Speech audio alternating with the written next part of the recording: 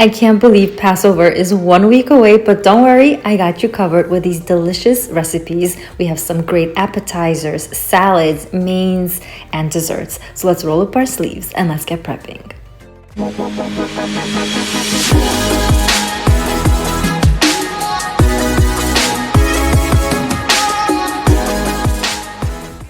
Hi everyone, and welcome back to Sonya's Prep. This channel is all about my Orthodox Jewish life, where I share with you holiday inspirations like this one, some homemaking videos, and organizations. So today we're going to be starting off with shopping for the Passover Seder, the Passover Meals.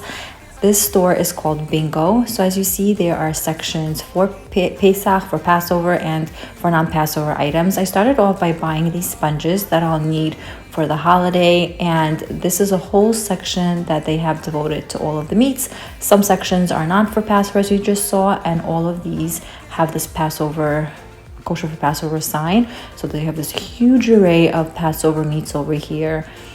And I'll be shopping for mostly all the specials, and there are some other grocery items that I'll need to get, and I'm going to be looking out for the Kosher for Passover symbols. And I'll be sharing a few of them with you, what they look like. There's a huge variety in this shopping center, where they have everything from meats to dairy to desserts like this. These sour jelly fingers, I'm sure my kids would love if I would get them, but I didn't. They have tons and tons of stuff, huge variety, and I had a very nice time shopping over there. I'll share with you everything that I got in a little bit.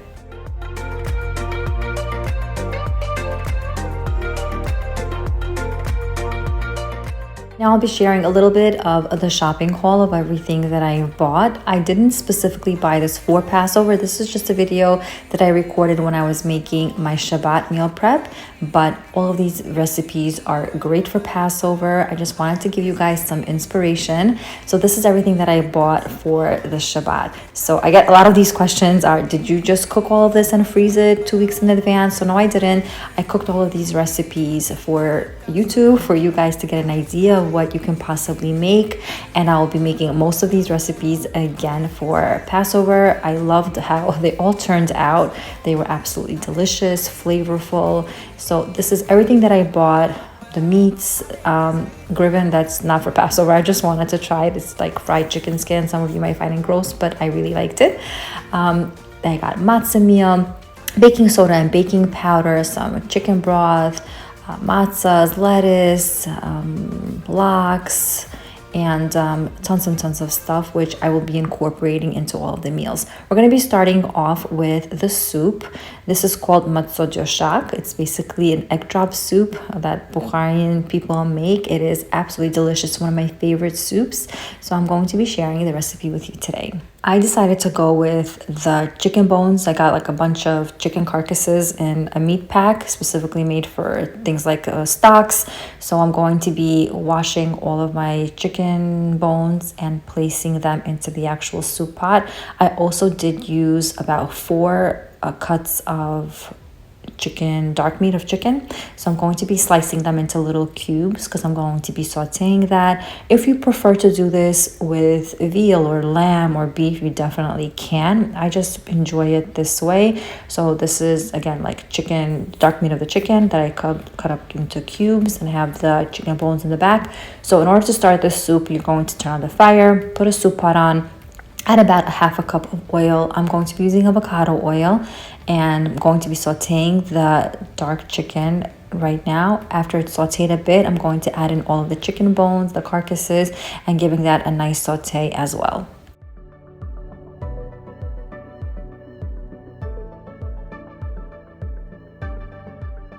While the chicken is sauteing, I'm taking all the vegetables and washing them thoroughly. I have a zucchini, celery, and some potatoes and onions. So I'm going to be peeling all of that and getting that ready to be chopped up.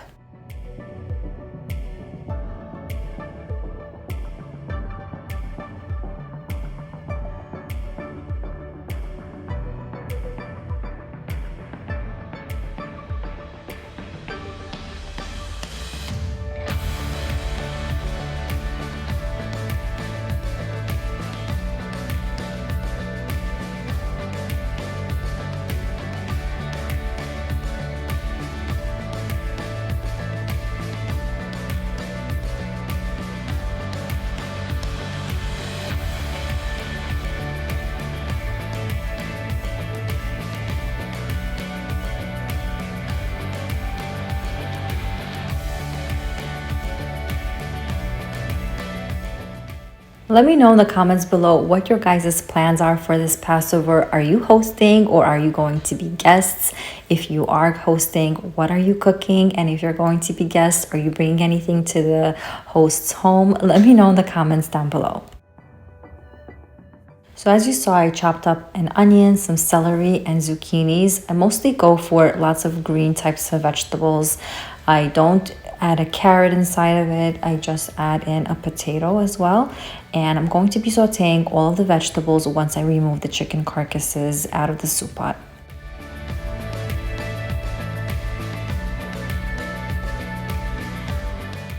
Once all the veggies are in, I season it with some salt, black pepper, cumin, and coriander. You can season this to taste. I used about a tablespoon of salt and about 2 teaspoons of everything else. It's very important to saute this really well to get the aromas out of all of the spices. I then add the carcasses back into the soup pot with some bay leaves, and then I'm going to be getting the potatoes ready. I don't drop the potatoes in right away. I do wait until the soup has had a good chance to develop a delicious broth, about 2 to 3 hours, and then I drop in the potatoes later on so that they can fully cook through for an additional 30 minutes, and then the soup is done. In order to prevent the potatoes from browning, I do soak them into some water so they're all ready for me to just drop in when the soup is fully cooked through.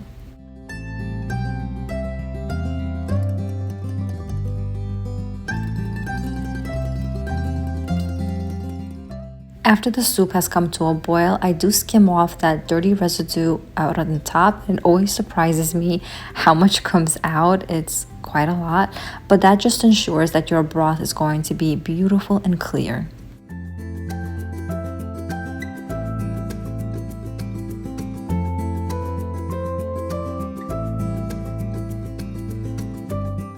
Minimum amount for the soup to cook is 2 hours, but I definitely cooked it for about 4. I really wanted the broth to be developed beautifully, and it was so delicious. At this point now, after about 4 hours, I added in the potatoes and cooked it for an additional hour.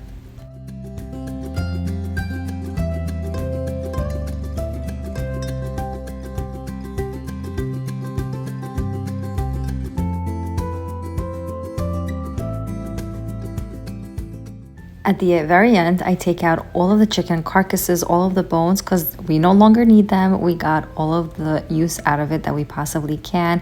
And look how they just fall off because we have cooked them so well. I just remove any of the bits of chicken that is left on the bones, put that back into the soup, and this is the fun part. This is the egg drop part. I definitely did not add enough eggs, so if you're hosting about 10 people, I would say to add in around 7 to 10 eggs. Scramble them just a bit and add them slowly into the soup pot and shut off the fire. Very gently, just put your spoon underneath it once or twice, but do not mix them at all so that they can preserve their shape. And this is the traditional Sephardic Bukharian soup that we enjoy and eat on Passover.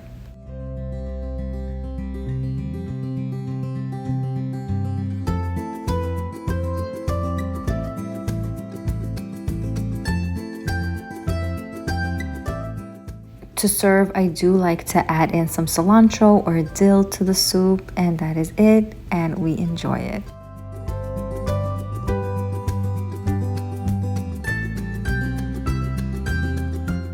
Next up are a few Passover mains. This is a minute roast that I'm simply going to be just adding in some barbecue sauce to it, or brisket sauce, whatever you can find that's kosher for Passover. This one specifically does have what looks like some sauteed onions in it. You don't have to buy the same kind, or you could just saute your own onions and add them to the barbecue sauce. To that, I'm going to be seasoning it with some salt, black pepper, garlic powder, and just mixing everything thoroughly and closing it up with some foil. But before I do that, as you see, I added in just a little bit of water, I would say half a cup of it, and placing that into the oven to bake at 350 degrees for 2 hours. While that's going, I'm going to be getting ready on the next main, which is some roasted chicken with some garlic confit that I had prepared. All I'm doing is adding some paprika to it, some salt, black pepper, and garlic powder.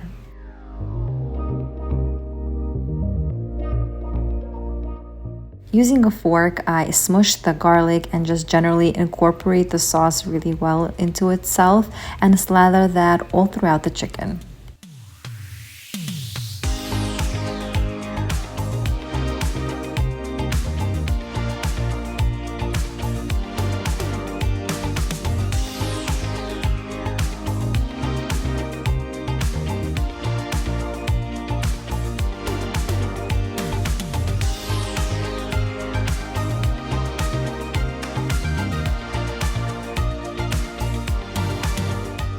In addition, I do season the chicken itself because I was just worried that it wasn't going to be flavorful. So I do have some paprika and some salt that I just spread over the chicken. I then add in some baby potatoes all throughout.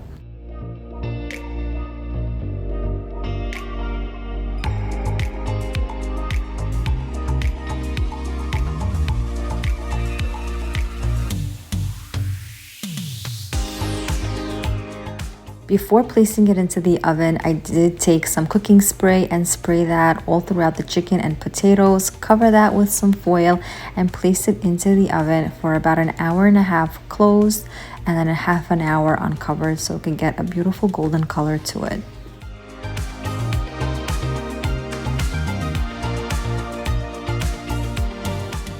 We enjoy having some garlic dill potatoes with our fish. So separately, I'm going to be taking some potatoes, baby potatoes that I have boiled. So these are fully cooked through. I take some garlic cloves, and you can obviously do this to taste. You could add in as little or as much garlic as you prefer.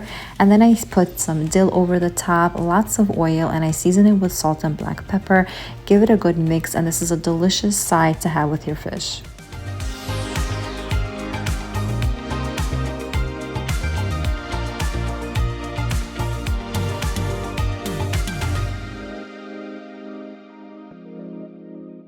Our minute roast has been cooking for 2 hours at this point. I take off the foil and I slice it just like you would buy minute steaks. And I cut them really thin, or as thin as I can possibly do with a knife. And I lay them flat onto the baking tray. The whole purpose of buying the minute roast instead of the minute steaks is to have more juice and more flavor. Whereas minute steaks, they tend to dry out. So once you have your minute steaks all lined up, you add in the rest of the sauce that you used initially. So I used about a third of the sauce in the beginning and 2/3 of the sauce at the very end. After everything is sliced up, I cover it back with some foil and place it back into a 350-degree oven to cook for an additional hour. If there's one thing you're going to be making from this video, it's definitely got to be these ribs. They were so delicious. To start, you're going to take half a lemon, squeeze it all throughout the meat, which is going to tenderize it. Add in a little bit of mustard over the top. No exact measurements, about a tablespoon maybe. And this dry rub, it has onion powder, garlic powder, salt, black pepper, paprika, and some brown sugar. Mix all of that rub together and just slather it on the ribs. It is out of this world delicious.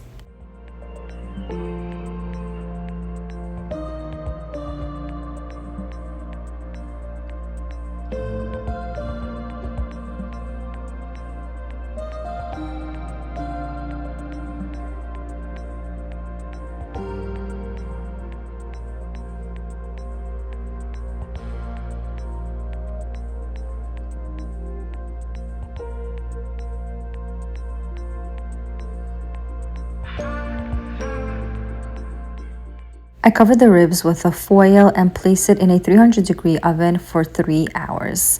Now I'm going to get started on stuffed vegetable dish. It is absolutely delicious and it goes so well with zucchinis and stuffed tomatoes and onions and cabbage leaves, and the filling is the same. So all I do is I food process 1 onion, a few tomatoes, an apple, and add in tons of greens. To the pot that I'm going to be cooking in, I add in a 1/4 cup of avocado oil, the remnants of the vegetables that I just pulsed through a food processor, and some tomato sauce. So into a bowl, I have the filling, which is 2 pounds of ground meat and all of the fruits and veggies that I just food processed, some scallions and some dill, which I'm going to be placing into the pot with the filling as well, and all of these herbs give tons and tons of flavor. I'm going to be starting on carving out all of the flesh from all the veggies. So I have a zucchini here, which I'm carving out all of the flesh, and I'll show you just how I'm doing it.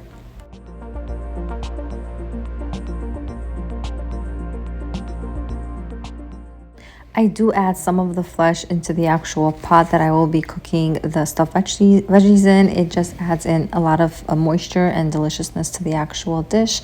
As you just saw, I did add in 3/4 of a cup of short grain rice that was raw, and a little bit of tomato sauce. So I'm going to be mixing all of that with a tablespoon of salt. Once all of that's incorporated, I'm just going to be stuffing the vegetables that I've cleaned off. So I have little mini peppers here, zucchinis, and tomatoes.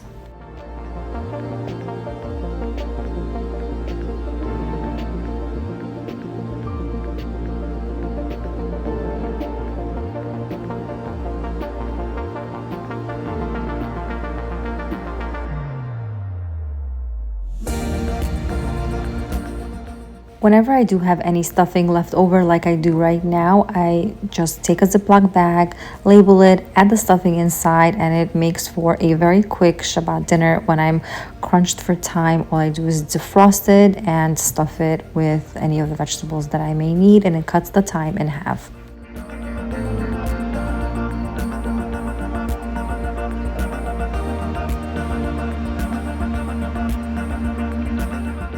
Before putting the stuffed vegetables to cook, I do add another cup of tomato sauce over the top and fill it 3/4 of the way up with some water.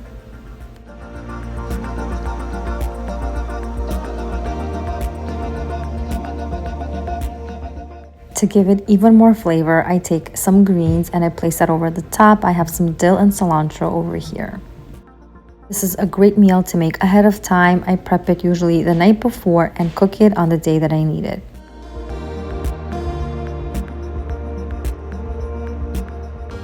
While my stovetop is available to me, I'm going to be roasting this eggplant on an open flame and getting my broccolinis ready. I love using broccolinis when I can, but unfortunately I can't always find them.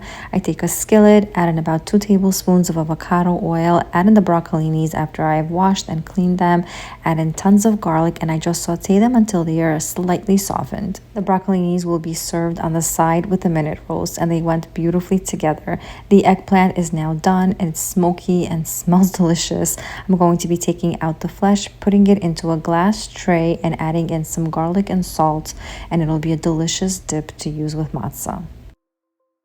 Now I'm going to be making my kosher for Passover pizza crusts, and I'll have the full recipe in the description box below. All I'm doing is combining some matzah meal with some salt in one bowl, and in a pot I have oil and water that I'm going to be boiling.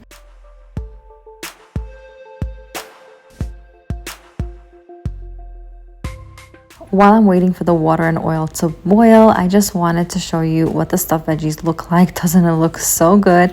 This gets cooked for about 3 hours minimum as well, and is going to be absolutely delicious. Now that the water has boiled, I'm going to be adding that into the matzah meal mixture and adding in 1 egg at a time and mixing that into the dough.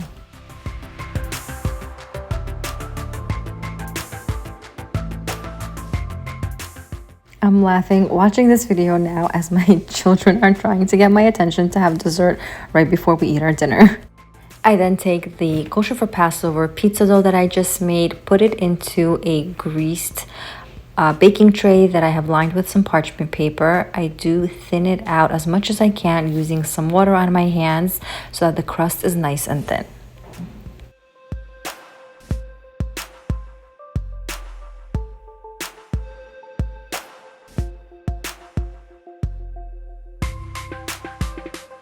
This gets placed into a 375-degree oven for about 35 minutes until it's nice and crispy. While that's going, I'm going to be preparing all of the fish.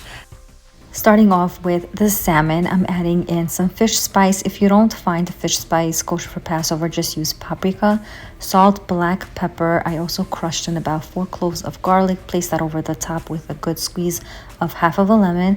rubbed all of that in, and I used some cooking spray, sprayed that all over the fish, rubbed everything really well inside, on top of the fish, I should say, and I covered it with some foil and placed it into the oven to bake at 350 degrees for about 25 minutes. This here is called Dorado, and I made a few slices over the top, seasoned it again with either paprika or fish seasoning, added in some salt. I am going to be adding in some celery to the bottom. I just feel like it gives a lot of moisture and like deliciousness to the fish. Crushed up tons of garlic and slathered that all over the top as well, and added in some scallions and dill to the top. I sprayed it with some oil again so that it has a nice little, I guess, flavor to it, and placing that into the oven as well, same temperature as the salmon. This here is bronzino that's been filleted, very simple, salt and pepper, a little squeeze of lemon and dill, and I put a little bit of oil over the top, and everything is going into the oven for about 25 minutes until it's fully cooked through. The Passover pizza crust is now ready and cooling on the side. This is a great thing to use up on the next day of Chag or over Shabbat when you have like maybe brisket left over, or you want to use some deli and saute that with some barbecue sauce. I did this last year with some leftover brisket. It was so good, such a hit, and it was just a great way to use up leftovers. So now I'm going to be using pastrami and some deli meat over here, slicing it up, putting a little bit of oil into a skillet, dropping in the deli, sauteing that until they're a little bit crispy. And once that happens, I add in my favorite barbecue sauce, and I can place that onto the actual pizza crust. But this is so versatile. Once the bronzino comes out of the oven, I do put on a little bit more dill over the top. For the salmon, I'm going to make a little bit of a paste using squeeze of lemon, some mustard, a bit of sugar, dill, and some salt. I mix all of that up, and I just slather that onto the salmon. This was absolutely delicious. It was devoured. I don't know what it is, but the combination of the sugar and the mustard and the dill, it just created so much flavor, and I highly recommend you guys try this out.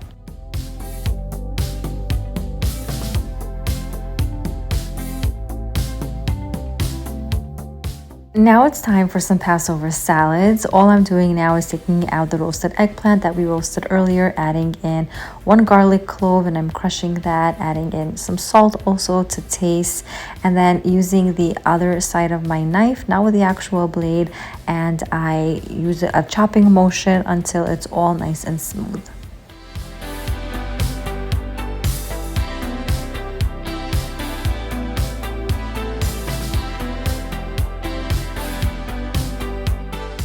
At this point, the deli has finished cooking with the barbecue sauce, so I'm going to be showing you how I would assemble this right before the Seder or right before the holiday or Shabbat. So I'm going to be slicing it in half so I could have one for each night.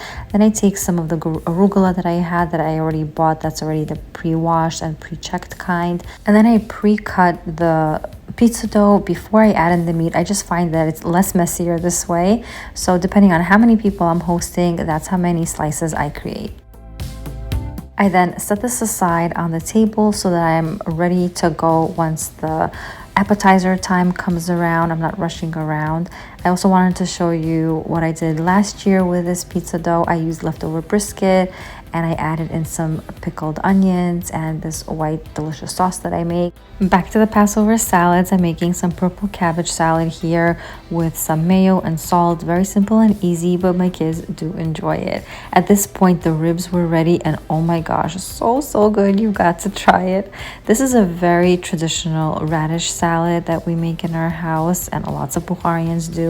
It's simply chopped up radishes, cilantro, dill, and scallions with some salt and lots of vinegar. Mix it, and we put this on top of everything. Whenever I do make salads, I like to slice and chop everything up first so that everything will go very quickly and smoothly. So I have my carrot salad, I have everything shredded for that. I have my boiled beets, my purple cabbage salad that you already just saw me make, and I even chopped up all my garlic, all of my greens on the side over there. So I'm going to be starting next with the markavcha, which is the carrot salad. I put a little bit of salt over there to taste, but I'm just doing everything all at once so that I don't have to come back and forth doing everything again. So I'm seasoning everything all in one shot, adding in greens all in one shot, adding in garlic all in one shot, whatever everything needs. I just find that it becomes very quick and streamlined to do it this way than to take out one bowl at a time, chopping up all the vegetables, adding all the seasonings to each salad. This way I'm just doing it all together and it just gets done a lot quicker that way. Into the carrot salad, I added in some cumin, some coriander, salt, and garlic that I've crushed up. I also added in a bit of sugar. I'm going to be placing that to the side so I can get going with my other salads. But I'm also going to be placing in the garlic that I've crushed up on the side over there and adding it to both the carrot salad and the guacamole that I have over there prepped in the other bowl. And I'm also going to be making a chimichurri sauce right away. So I'm adding in garlic, the herbs that I've chopped up already, and it just goes so fast because I've already prepped everything in advance. I'm also dropping in a little bit of dill into the carrot salad because it just goes beautifully together that way. I'm adding in some salt into the chimichurri sauce and some black pepper.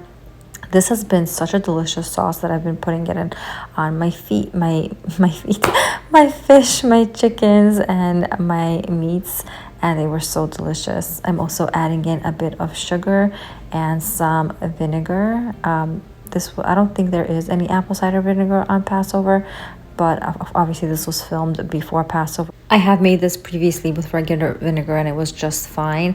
I'm also adding in a little bit of avocado oil, so that's going to be all done. All the components are basically done for the chimichurri sauce. All I have to do is mix it and it is absolutely delicious. Give it a try, taste it, and adjust your seasoning or salt or the sugar however you personally like it.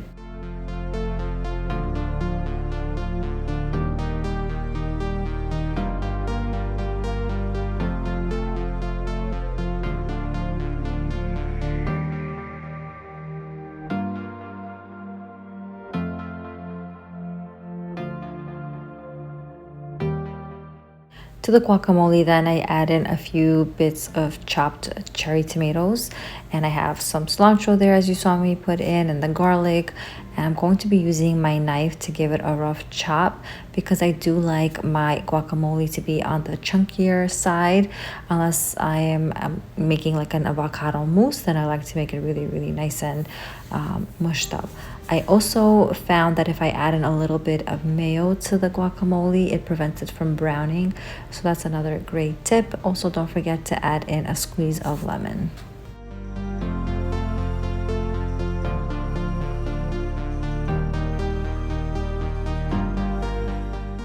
Placing a little film of plastic wrap right over the top of the avocado, making all of the air escape, also is a great tip to keeping your avocado salads green and not brown at all. This is another very delicious appetizer recipe that you can do on your Passover Seders. You just line a plate with some arugula over the bottom, add in these tea matzos, so cute. I saw them in the store and I had to buy them.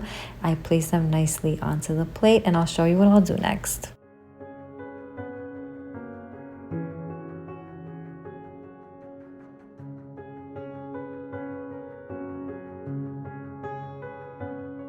I thinly sliced some avocados and placed them on top of the tea matzahs, and then I'm going to be using lox and draping that right over the top of the avocados.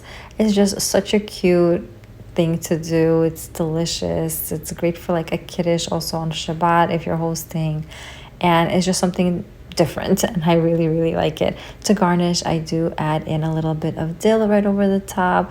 You can go crazy and make this really elaborate and even more fancier, but I thought this was such a cute idea for an appetizer.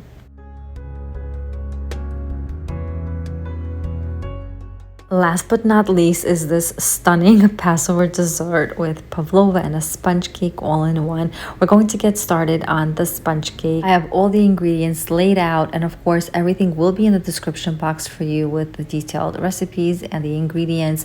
This sponge cake calls for 9 eggs, so they are all separated.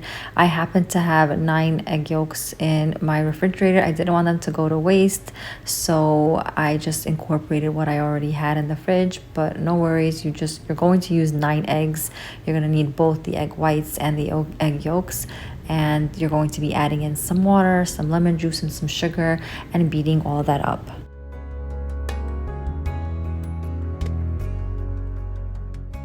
Once the egg yolk mixture gets nice and fluffy, we're going to be adding in 3/4 cup of potato starch and 3/4 cup of cake meal slowly into the egg yolk mixture.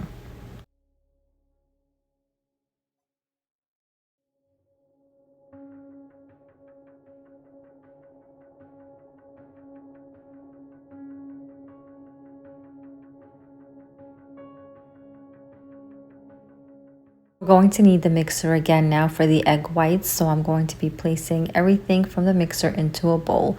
We're going to clean up the mixer now, and we're going to continue on with the egg whites. I then placed in the 9 egg whites into the mixing bowl, put in a little bit of salt, and I'm going to be mixing that until they form soft peaks.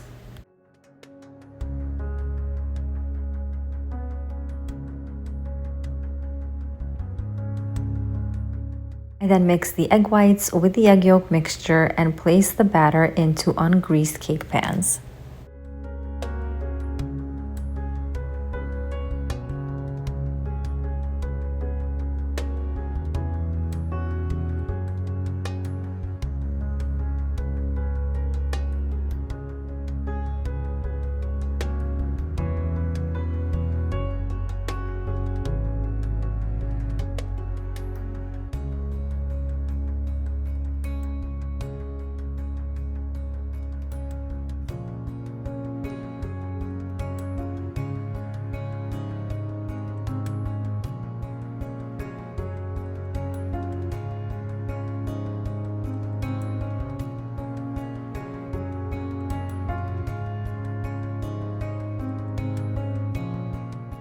This sponge cake recipe does make a lot, so I'm going to be saving 1 cake for a different use. So you could definitely make both of these cakes, freeze one for the end of Chag or for Shabbat, because we're only going to be needing to use 1. I just like doing this recipe because I just do 2 things at one time and I don't have to remake this cake again. And this cake is really delicious for Passover. You'll see how nice and fluffy and delicious it is. So I smooth out the top layer and I'm going to be baking it in the oven. Place it in a 350-degree oven for 1 hour and it's going to be fully cooked through.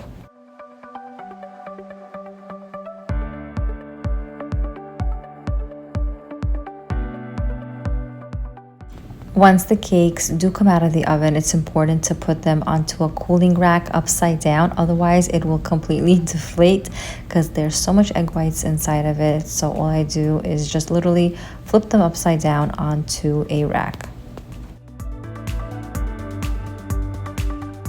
Now it's time to make the actual meringue. I'm going to be doubling this recipe. So I'm going to be using 8 egg whites, and in order to do that I just take the whole egg, crack it into a bowl and scoop out the egg yolk. It just ensures that I won't have any bits of egg yolk in the mixture. Pavlovas are very finicky and there's a whole method of how to do it properly. I did mess up actually the very first time that I made it, but I've learned my lesson, so hopefully these tips will help you as well. After the egg whites are mixed with some salt for 1 minute, I add in 1 cup of sugar very slowly into the mixture. This video is sped up so you can't even tell how slow I'm doing it, but I am doing it very, very slowly. When I see that the meringue is getting nice and fluffy, I do add in a little bit of lemon juice, about 2 teaspoons of that, and it's just going to stabilize the meringue. Don't forget to pause the mixer and scrape down the sides of the bowl to get all of the sugar to be incorporated into the meringue. And also I forgot to mention that you do need to use room temperature eggs for the best results.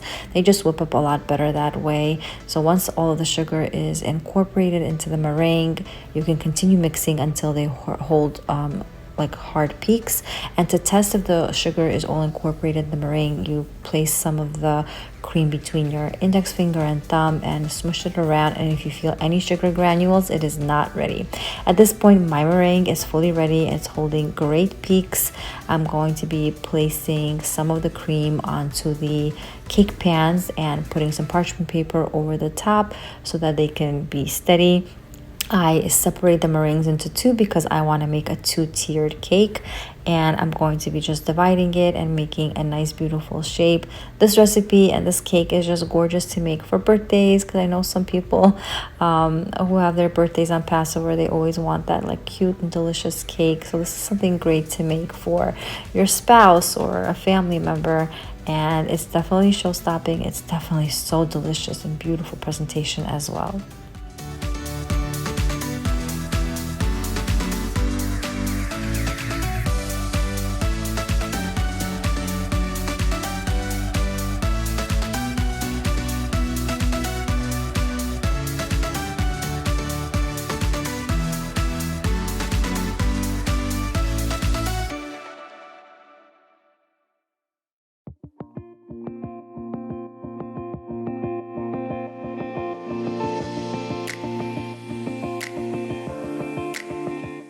While I'm getting all of this ready, my oven is preheating to 300 degrees Fahrenheit. And once I do pop in the meringues inside of it, I lower the temperature to 250 degrees, as you'll see. And it usually is finished baking after 1 hour to 1 hour and 15 minutes. Don't peek in as much as you'll want to. Maybe do a very quick peek at the very end if you're not sure if it's fully cooked. Just touch it, tap it with your nails, and see if it's hard or not. And then I leave that in the oven to cool completely. Separately now, I'll be making a strawberry sauce that's going to go over the top of the cake. You can use fresh strawberries, you could use berries, raspberries. I just prefer to use these strawberries, and I'm going to be just adding in a little bit of lemon juice and sugar over the top and some water just to help it to start, dissolving a bit. And I'm going to have that on a medium-high flame, boiling away until it disintegrates and just becomes like a puree texture.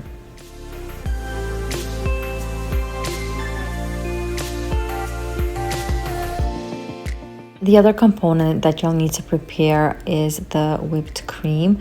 Because I'm making this dairy-free, I am using Rich's Whip. I'm using their small containers, and I'm doing just 2 of them, whipping that until they're perfect and fluffy.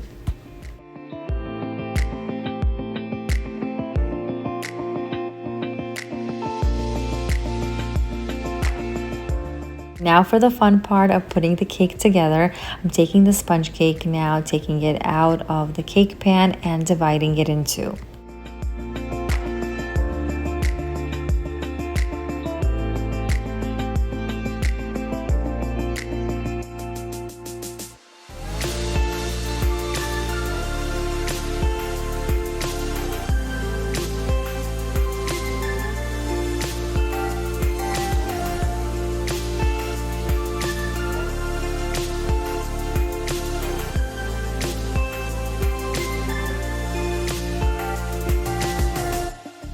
After placing the sponge cake onto the cake stand, I do add in a bit of cream, and on top of that goes the meringue.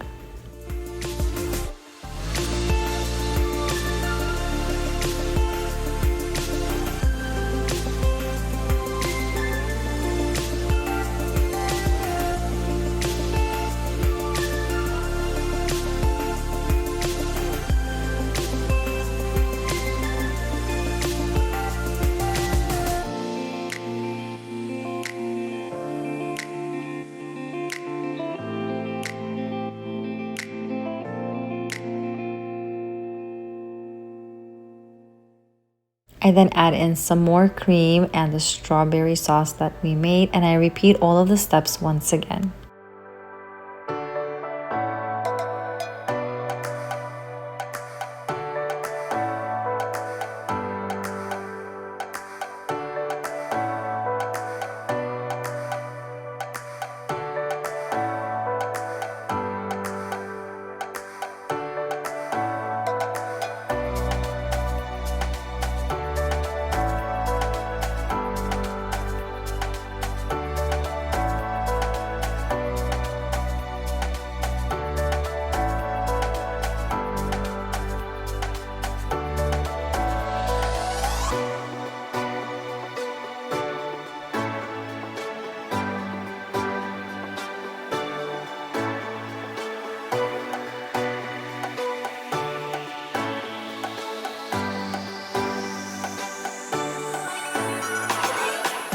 To decorate the top of the cake, I'm going to be using some sliced strawberries, some blueberries, and kiwis, but feel free to be as creative as you would like.